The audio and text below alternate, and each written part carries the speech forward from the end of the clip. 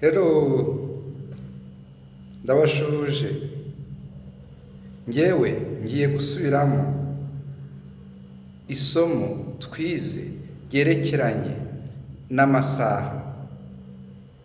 Amasaha, iminota, amasegonda.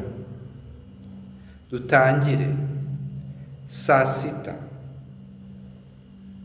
Ntabwo nshobora kuvuga saa sita. Ngomba gutangira nkora hano. Saa sita, saa saba, saa munani, saa cyenda, saa kumi, saa kumi n'imwe, saa kumi n'ebyiri, saa moya,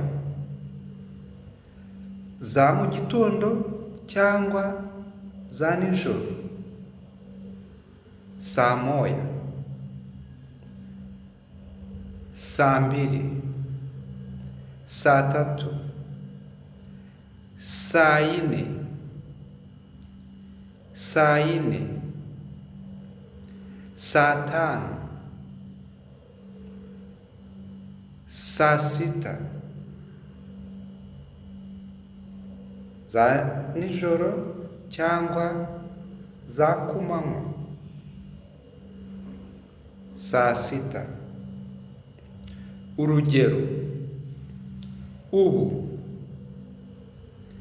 ni saa sita n'iminota 30 n'amasegonda 42. Saa sita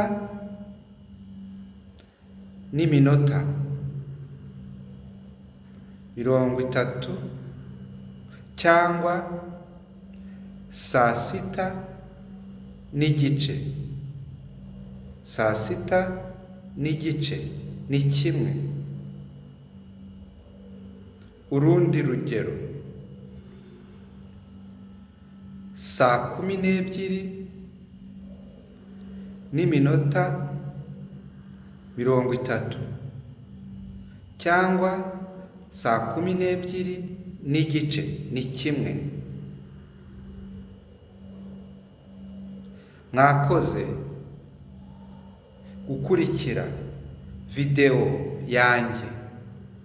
Mukomeze gukora imyitozo, mubifate mu mutwe neza.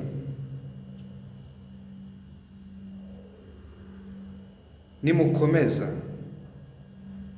gukora imyitozo murabifata. Imana ibahe umugisha. Imana ibakunda ibahe umugisha. Nanjye ndabakunda.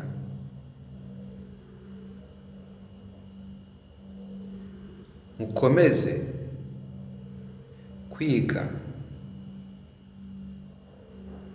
Ibibazo mubyohereze mwarimu abafashe. Mwarimu Live azagufasha kubimenya neza.